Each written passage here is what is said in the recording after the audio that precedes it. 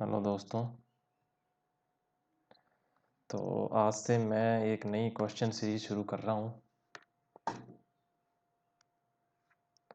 ठीक, जिसमें अपन क्या है कि घटना चक्र, जो कि पुराने आए हुए जितने भी क्वेश्चन हैं, चाहे वो किसी भी स्टेट की पीसीएस में हो, स्टेट पीसीएस जैसे आरएस का एग्ज़ाम होता है वैसे हर स्टेट में अपना एग्ज़ाम होता है, उसमें आए कुछ यूपीएससी में आए हुए क्वेश्चन, ठीक, पॉलिटी के घटना चक्र के क्वेश्चन कराऊंगा। जो क्वेश्चन बहुत इंपॉर्टेंट होंगे, ये क्वेश्चन आपको राजस्थान के लिए हर एग्ज़ाम के लिए तैयार करने हैं। प्लस इन क्वेश्चनों से आपको आइडिया मिलेगा कि कौन से सब्जेक्ट में से किस टॉपिक में से कैसे क्वेश्चन आते हैं। तो आपको ध्यान रखना है, जैसे प्रधानमंत्रियों के नाम पे क्वेश्चन आ जाते हैं और कई बुक में वो नहीं दिए होते हैं, ठीक। तो सारे प्रधानमंत्रियों के नाम आप थोड़ी याद रखोगे, तो उनमें से कैसे कौन से इंपॉर्टेंट होते हैं वो नाम आपको याद रखने हैं,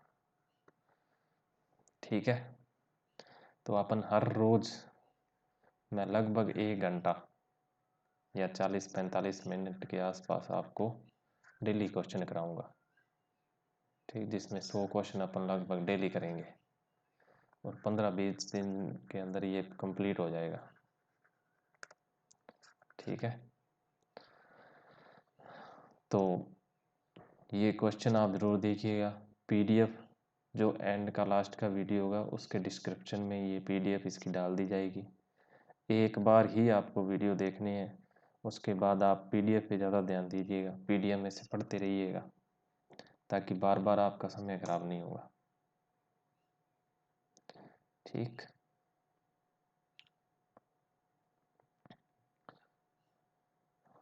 ये देखिए, ये सारे चैप्टर दिए हुए हैं। हम डेली चैप्टर करेंगे, 2 से 3 चैप्टर हम कर लेंगे आराम से, कोई दिक्कत नहीं है, ठीक है।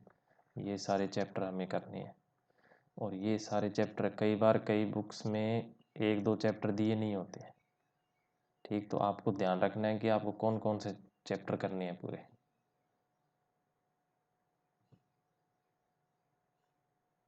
ठीक। तो ये पहला चैप्टर है, कंपनी के अंतर्गत पारित अधिनियम,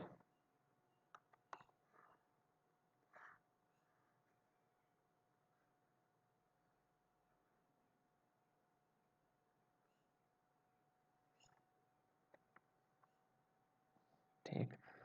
1773 के रेगुलेटिंग एक्ट के द्वारा बंगाल के गवर्नर को क्या नाम दिया गया था? बंगाल का गवर्नर जनरल नाम दिया गया। उसकी सहायता के लिए एक 4 सदस्यीय कार्यकारी परिषद का गठन किया गया, जिसका कार्यकाल क्या रखा गया? 5 वर्ष रखा गया। ये 4 सदस्य थी। इस एक्ट के अनुसार वॉरेन हेस्टिंग्स प्रथम गवर्नर जनरल और फ्रांसीसी क्लेवरिंग, मानसन और बोरवेल काउंसिल के सदस्य नियुक्त हुए, ठीक है। सह परिषद गवर्नर जनरल के बंगाल में फोर्ट विलियम की प्रेसिडेंसी के सैनिक और असैनिक शासन का अधिकार दिया गया था तथा कुछ विशेष मामलों में मद्रास बम्बई प्रेसिडेंसियों का अधिरीक्षण भी करना था, ठीक। तो इस तरह से क्या है, हर चैप्टर में पहले इंट्रोडक्शन दिया हुआ है, उसके बाद उस चैप्टर के क्वेश्चन दिए हुए हैं जो यूपीएससी में आए हैं या अन्य किसी एग्जाम में आए, ठीक। तो अपन पहला क्वेश्चन देखते हैं। निम्नलिखित में से किस अधिनियम में कलकत्ता में सर्वोच्च न्यायालय की स्थापना का प्रावधान किया गया था? यह क्वेश्चन आया यूपीपीसीएस मेंस में 2010 में। तो कौन सा एक्ट था? रेगुलेटिंग एक्ट 1773, तो ऐसे क्वेश्चन एक्टों से पूछे जाते हैं।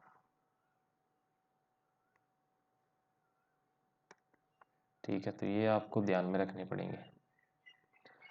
1773 के रेगुलेटिंग एक्ट में कलकत्ता में सर्वोच्च न्यायालय की स्थापना का प्रावधान किया गया था। सर एलिजा इम्पे इसके प्रथम मुख्य न्यायाधीश थे। तो ये नाम भी आपको याद रखने हैं। ठीक है,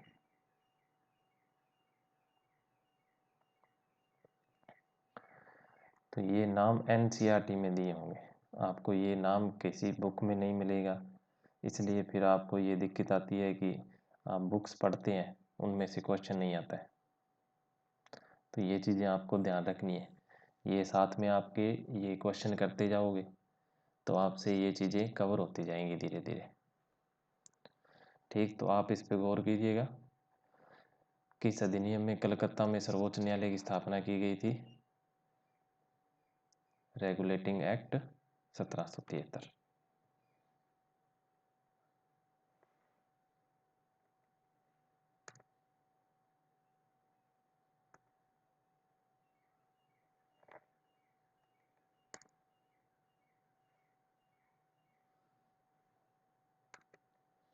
अब अपन देखते हैं दूसरा क्वेश्चन। सूची 1 व सूची 2 को सुमेलित कीजिए। सूचियों के नीचे दिए गए कोट का सही उत्तर का चयन कीजिए। ठीक, जो आपको मैंने पहले भी कई बार बोला है कि मैच करने वाले क्वेश्चन बहुत आते हैं। तो पहला क्या है? नियंत्रण परिषद की स्थापना। दूसरा है सर्वोच्च न्यायालय की स्थापना। तीसरा है इंग्लिश मिशनरियों को भारत में कार्य करने की अनुमति। चौथा है गवर्नर जनरल की परिषद में कानूनी सदस्य की नियुक्ति। इनको इन एक्ट से आपको मैच करना है। तो इसमें कौन सा सही है? बी। ये क्वेश्चन आया था यूपी पीसीएस प्री में 2003 में। बी में क्या है? ए में आएगा 2। नियंत्रण परिषद की स्थापना कब की गई थी? पीट्स इंडिया भारतीय अधिनियम 1784 में। सर्वोच्च न्यायालय की स्थापना कब की गई थी? रेगुलेटिंग एक्ट 1773 में। इंग्लिश मिशनरियों को कार्य करने की भारत में कब छूट मिली? चार्टर अधिनियम 1813 में। ये 3 दिया इसमें, और ये इसमें 4। गवर्नर जनरल की परिषद में कानूनी सदस्य चार्टर अधिनियम 1833 में नियुक्त हुआ। ठीक है, अब अपन देखते हैं तीसरा क्वेश्चन। निम्नलिखित में से किससे भारत में अंग्रेजी शिक्षा की नींव पड़ी? तो अंग्रेजी शिक्षा के संबंधी प्रावधान किन किन अधिनियम में दिए गए थे, ये आपको ध्यान रखना है। ये क्वेश्चन है आईएएस प्री 2018 का। इंपॉर्टेंट क्वेश्चन है, क्योंकि 2018 कोई लंबा टाइम नहीं हुआ है अभी, तो ये आपके एग्जाम में रिपीट हो सकता है। इसका आंसर है D, 1813 general committee of public instruction. 1823 प्राच्यवादी और आंग्लवादी विवाद। ये तीनों का संबंध भारत में अंग्रेजी शिक्षा की नींव रखने के लिए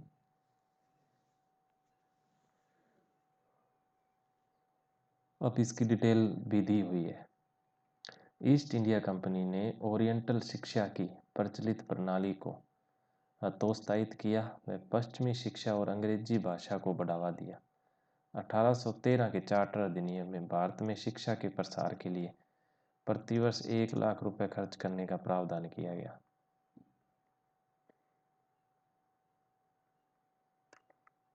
1823 में general committee of public instruction का गठन किया गया, जिसकी जिम्मेदारी शिक्षा के लिए 1 लाख रुपए देने,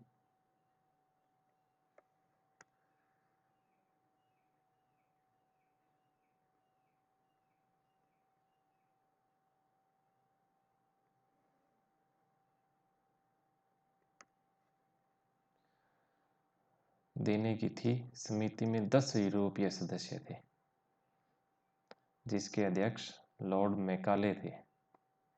इसके बाद governor general Lord William Cavendish Bentinck ने शासनकाल में 1835 को लॉर्ड मैकाले के प्रस्ताव को स्वीकृत कर भारत में अंग्रेजी को उच्च शिक्षा का माध्यम बना लिया गया। भारत में आंग्ल शिक्षा के समर्थकों के नेता ट्रेवेलियन थे, जबकि एच.टी. प्रिंसेप प्राच्य शिक्षा के समर्थकों के नेतृत्व करता थे। ठीक, तो ये चीजें आपको ध्यान में रखनी है। अब चौथा क्वेश्चन आता है, किस अधिनियम के द्वारा ब्रिटिश संसद ने चाय और चीन के साथ व्यापार को छोड़कर ईस्ट इंडिया कंपनी के भारत के साथ व्यापारिक एकाधिकार को समाप्त कर दिया? यह है 1813 का चार्टर अधिनियम। इसके द्वारा क्या हुआ कि ब्रिटिश संसद ने चाय और चीन के साथ व्यापार, इन दोनों को छोड़ के ईस्ट इंडिया कंपनी के भारत के साथ व्यापारिक एकाधिकार, एकाधिकार का मतलब होता है कि ईस्ट इंडिया कंपनी का एकाधिकार था तो दूसरों को भी छूट दे दी। ठीक, तो ये यहाँ पे इसकी डिटेल दी हुई है, ये भी आप देख लें। ये दिया हुआ है कि 1813 के चार्टर अधिनियम के बाद एकाधिकार को समाप्त कर दिया, जबकि 1833 के चार्टर अधिनियम द्वारा कंपनी के समस्त व्यापारिक कार्य समाप्त कर दिए गए। भविष्य में कंपनी केवल राजनीतिक कार्य ही करने थे। ठीक है, अब देखते हैं अपन 5th क्वेश्चन, चार्टर एक्ट 1813 के संबंध में। इसने भारत में ईस्ट इंडिया कंपनी के व्यापार एकाधिकार को चाय का व्यापार और चीन के साथ व्यापार को छोड़कर समाप्त कर दिया।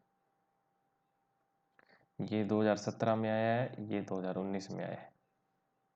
ठीक, तो ये आईएएस में रिपीट हुआ है, ये देख लो, चाहे पूरा नहीं रिपीट हुआ हो एज इट इज।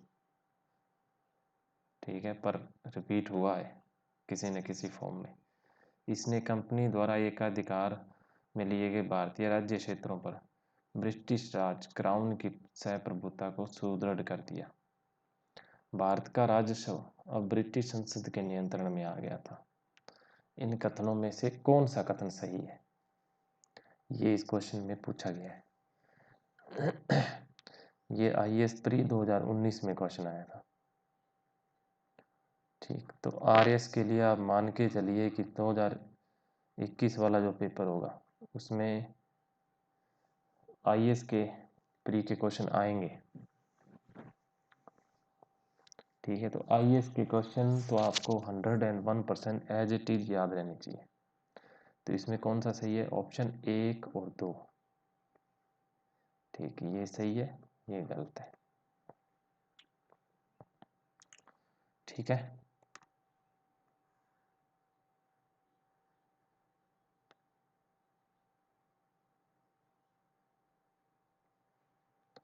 अब अपन देखने हैं 6 नंबर क्वेश्चन। किस अधिनियम ने भारतवासियों को अपने देश के प्रशासन में कुछ हिस्सा लेना संभव बनाया? तो ये था चार्टर एक्ट 1833।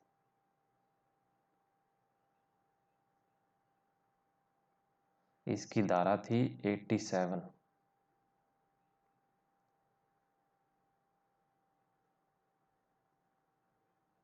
इसमें क्या गया हो रहा, किसी भी भारतीय अथवा क्राउन की देशज प्रजा को धर्म, जन्म स्थान, इनमें से किसी भी एक कारणवश कंपनी के अधीन पद और सेवा से अयोग्य नहीं माना जाएगा।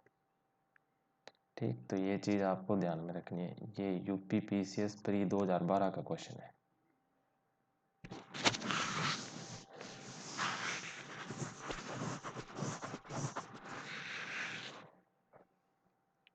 ठीक है, अब चैप्टर नंबर 2, ब्रिटिश ताज के शासनाधीन पारित अधिनियम। ये 1857 की क्रांति के बाद के अधिनियम है। क्यों 1857 की क्रांति के बाद ब्रिटिश ताज के अधीन शासन चला गया था।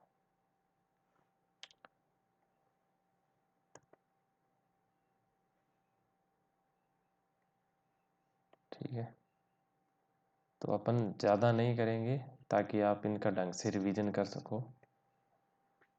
एक एक दो दो चैप्टर करते जाएंगे आराम से, लगभग 20-25 क्वेश्चन धीरे धीरे देखते जाएंगे चीज़ों को।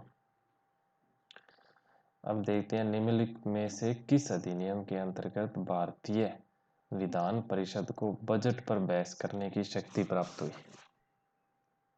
ये कब का क्वेश्चन है? यूपी पीसीएस 2003 का।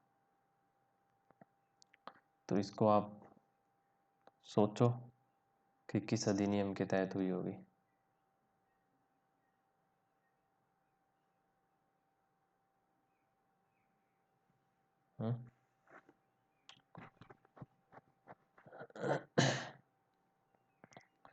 तो ये अधिनियम है भारत परिषद अधिनियम 1892।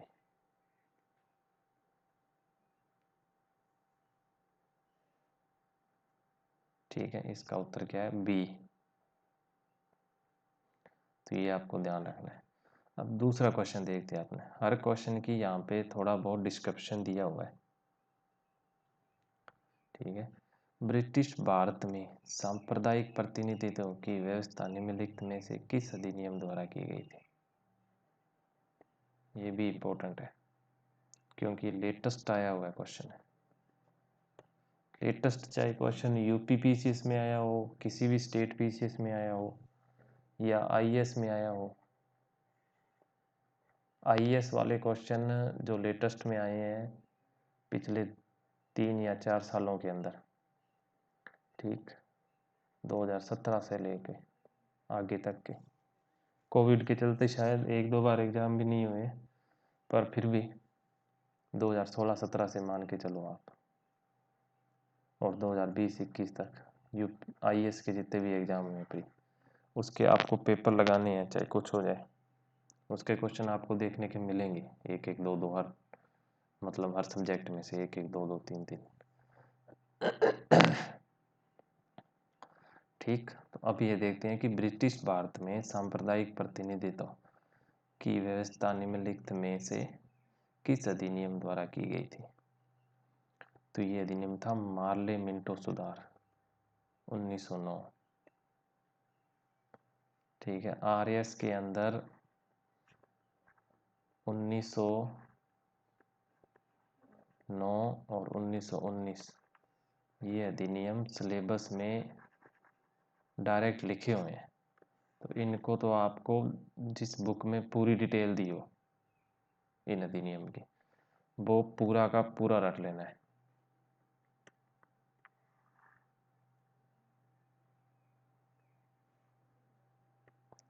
ठीक है, तो अब क्वेश्चन नंबर आता है 3rd। निम्नलिखित में से किस एक अधिनियम द्वारा भारत में संघीय न्यायालय की स्थापना की गई थी?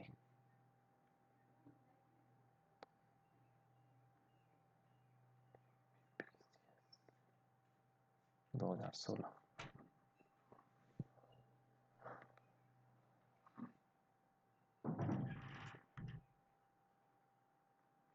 ये आया था यूपी पीसीएस 2014 के अंदर।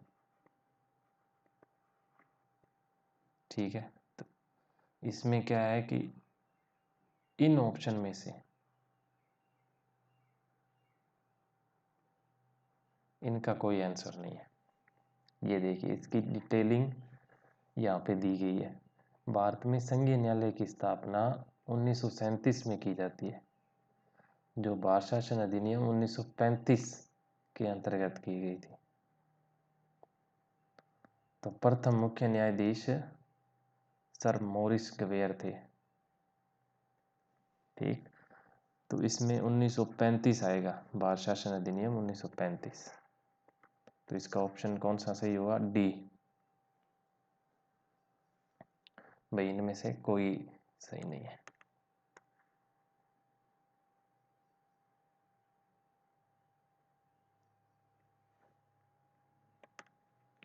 ठीक, अब फोर्थ क्वेश्चन आता है, भारत का संघीय न्यायालय निम्नलिखित में से किस वर्ष में स्थापित किया गया था?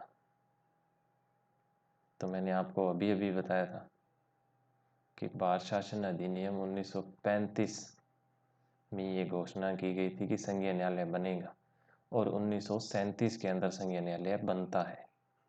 तो इसका आंसर कौन हुआ? बी। ठीक है, अब फिफ्थ क्वेश्चन देखते हैं अपन। केंद्र में द्वैध शासन किस अधिनियम के अंतर्गत स्थापित किया गया था? ठीक है, ये ध्यान रखिएगा, आप केंद्र में पूछा है, जब राज्यों में पूछा जाएगा तो उसका आंसर अलग होगा। ठीक है, तो इसका आंसर क्या है? भारत सरकार अधिनियम 1935। ये यूपीपीसीएस प्री 2008 में आया क्वेश्चन है। अभी देखो ये क्वेश्चन रिपीट होगा, इसीलिए आपको हर कोई ये बोलता है कि पुराने पेपर देखा कीजिए। ये देखिए, ये 2008 में आया क्वेश्चन, यही क्वेश्चन 2016 में 2014 में सॉरी रिपीट होता है। केंद्र में द्वैध शासन प्रणाली को स्थापित किया गया किस अधिनियम के तहत? तो ये अधिनियम था ए, भारत शासन अधिनियम 1935।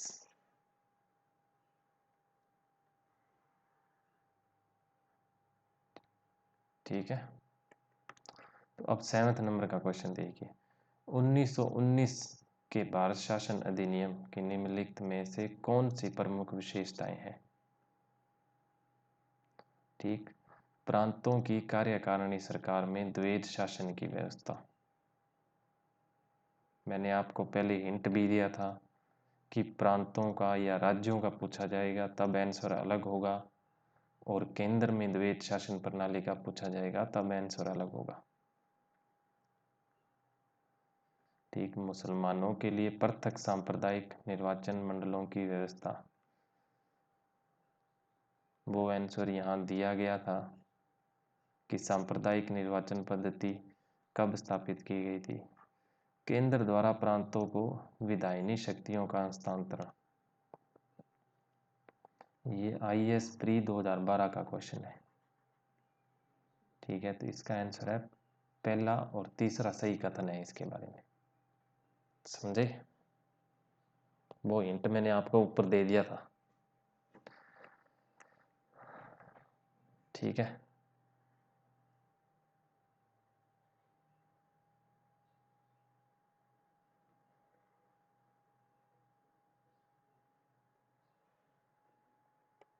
अब क्वेश्चन नंबर देखते हैं अपन 8। भारतीय विधान पालिका प्रथम बार द्विसदनीय बनाई गई। प्रथम बार द्विसदनीय किस अधिनियम के द्वारा बनाई गई थी, वो अपने को देना है। ये यूपीपीसीएस मेंस 2008 का क्वेश्चन है। तो ये आएगा 2019 के भारत सरकार अधिनियम द्वारा द्विसदनीय बनाई गई, और स्टेट को भी ये बोला गया कि आप भी द्वैध शासन प्रणाली को लागू करना है।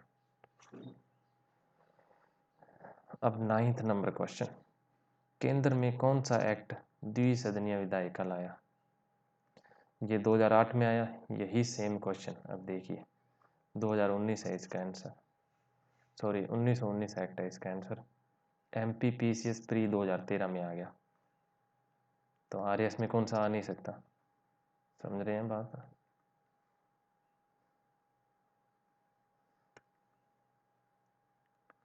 अब देखते हैं, राष्ट्रपति को अध्यादेश निर्गत करने की शक्ति प्रदान की गई थी कौन से एक्ट के तहत? ये था भारत सरकार अधिनियम 1935 के तहत। पॉलिटी की आप कोई भी बुक पढ़िए, मेरा मानना है कि आप बुक पढ़िए लक्ष्मीकांत आरएस के लिए लक्ष्मीकांत बुक अच्छी है, पर उसको आधा ही पढ़ना है आपको। अपने सिलेबस के अकॉर्डिंग देखते जाइए और वो चैप्टर पढ़ते जाइए, ठीक है।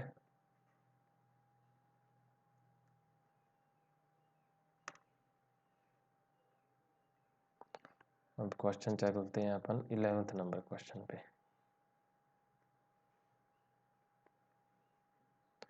11वें नंबर क्वेश्चन है, केंद्रीय विधानसभा का निम्नलिखित में से कौन सा निर्वाचन भारत शासन अधिनियम 1919 के तहत हुए? ये आरएस प्री 2018 में आया। तो अब आप अंदाजा लगा लो कि आरएस में कैसा क्वेश्चन पूछा गया।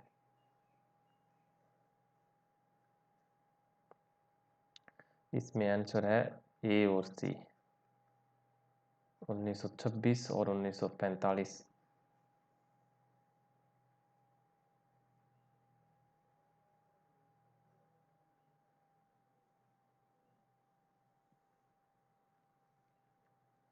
ठीक है, ये इसकी डिटेल 1926 और 1945 का केंद्रीय विधानसभा चुनाव भारत शासन अधिनियम 1919 के तहत हुआ था। अब 12th नंबर का क्वेश्चन, ये MPPCS प्री 2017 में आया है, नया क्वेश्चन है तो आपको याद रखना है। निम्नलिखित में से किस अधिनियम द्वारा संवैधानिक निरंकुशता का सिद्धांत प्रवर्तित किया गया था? तो ये किया गया था 1935 का भारत सरकार अधिनियम। संवैधानिक निरंकुशता का सिद्धांत भारत सरकार अधिनियम 1935 द्वारा प्रवर्तित किया गया। इस अधिनियम ब्रिटिश संसद द्वारा सर्वाधिक विस्तृत अधिनियम था। साथ ही यह भारत के लिए तैयार संवैधानिक प्रस्तावों में सबसे जटिल दस्तावेज था। इस अधिनियम में भारत संघ की स्थापना, संघीय न्यायालय, न्यायपालिका, केंद्र और राज्यों के मध्य शक्तियों का विभाजन आदि व्यवस्था की गई थी। ये याद रखना आपको, पूरा का पूरा ब्रैकेट।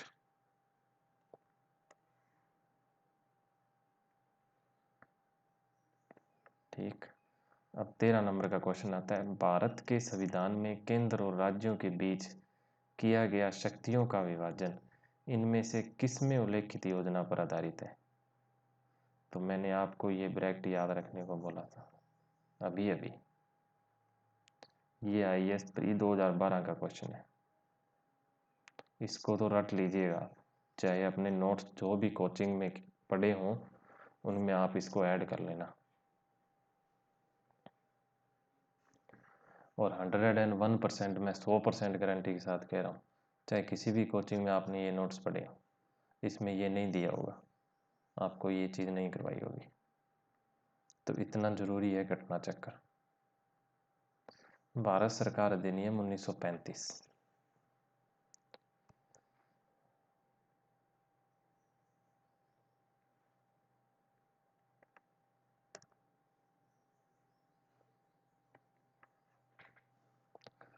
ठीक, निम्नलिखित में से एक भारत सरकार अधिनियम 1935 की मुख्य विशेषताओं में से नहीं है।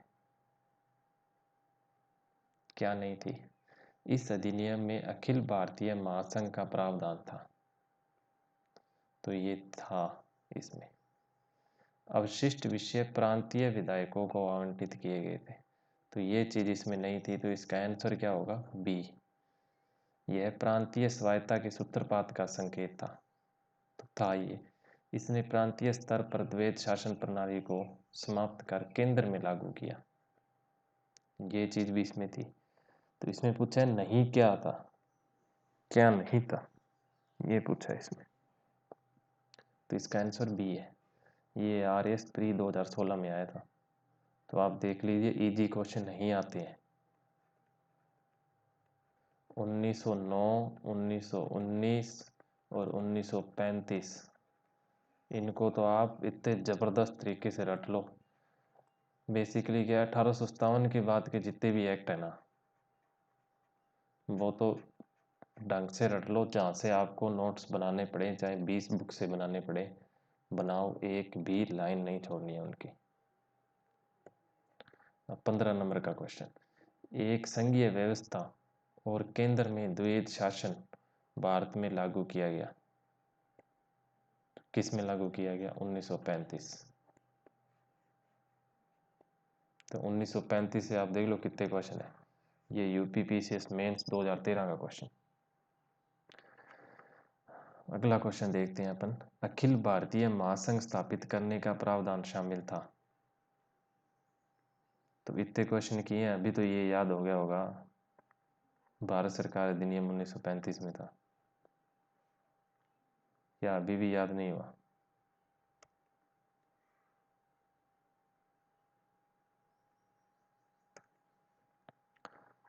अब देखते हैं अपन, निम्नलिखित में से किस एक अधिनियम ने भारत में संघीय शासन की व्यवस्था दी थी? तो अब देखो, आप खुद याद करो इसको, किस में दी थी संघीय शासन की? बहुत बार करवा चुका हूं मैं आपको, पीछे क्वेश्चन में आ भी चुका है ये, ठीक है। तो ये था 1935।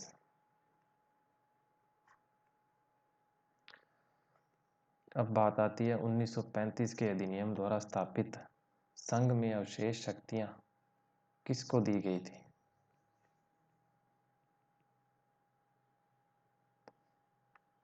ये आईएएस प्री 2018 में है और यूपीपीसीएस में 2008 में है। यूपीपीसीएस का क्वेश्चन रिपीट हुआ है आईएएस के अंदर, ठीक है। तो क्वेश्चन कितने इंपॉर्टेंट है देख लो आप। गवर्नर जनरल को दी गई थी। 3 अधिनियम मैंने बोले हैं आपको, बहुत ढंग से पढ़ने हैं आपको। उनको लक्ष्मीकांत में से देखो, एनसीईआरटी में से देखो, और एक जगह ढंग से नोट करो। अब 19 नंबर क्वेश्चन देखते हैं अपन, निम्नलिखित में से कौन सा एक भारत शासन अधिनियम 1935 में स्वीकार किया हुआ महत्वपूर्ण और स्थायी अवयव नहीं है? तो 1935 में इनमें से क्या चीज नहीं हुई? तो ये भी हुई, विधानमंडल के लिए निर्वाचित और जवाबदेह प्रतिनिधि भी चुना गया, एक संघ की योजना पर विचार हुआ, विधानमंडल के लिए सरकारी सदस्यों का समायोजित किया गया। ये एक चीज ही तो नहीं हुई, तो इसका आंसर ये है।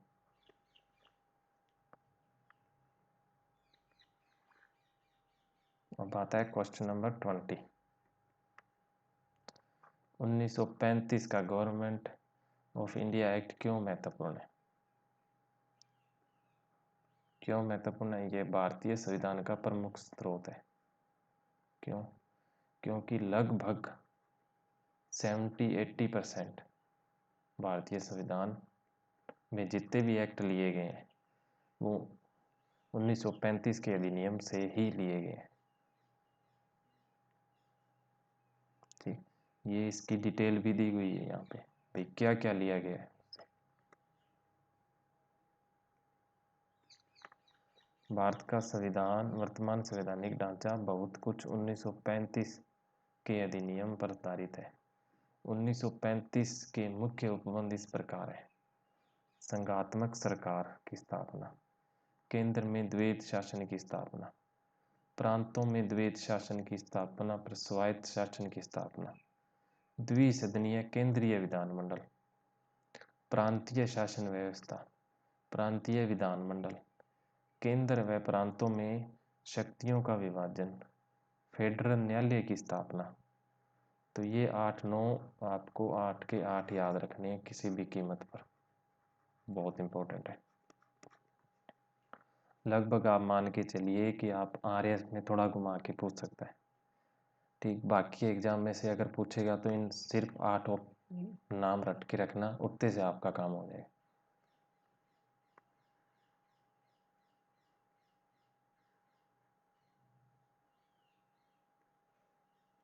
ठीक, अब क्वेश्चन नंबर आता है 21। निम्नलिखित अधिनियम में से किस अधिनियम के फलस्वरूप बर्मा भारत से अलग हुआ? तो बर्मा भारत से अलग कब हुआ? गवर्नमेंट ऑफ इंडिया एक्ट 1935 के द्वारा। ठीक, ये यूपीपीसीएस मेंस 2011 का क्वेश्चन है, ठीक है।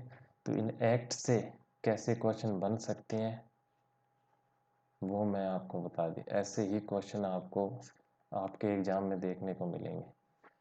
इससे क्या होगा, आपको किस तरीके से पढ़ना है वो आपको समझ में आएगा। आप एक्ट पढ़ोगे तो आपको ये ध्यान में रहेगा भी हाँ ऐसा क्वेश्चन पूछा जा सकता है। ठीक है, तो मैं थोड़े थोड़े क्वेश्चन ही कराऊंगा। आज मैंने लगभग 30 से क्वेश्चन कराए हैं, ऐसे ही कराऊंगा ताकि आप इनको एक एक वीडियो रोज़ देखें और धीरे धीरे इन पे अपनी पकड़ बनाने की कोशिश करें। ठीक है, तो थैंक यू सो मच। मिलते हैं अपन नेक्स्ट लेक्चर के अंदर। धन्यवाद।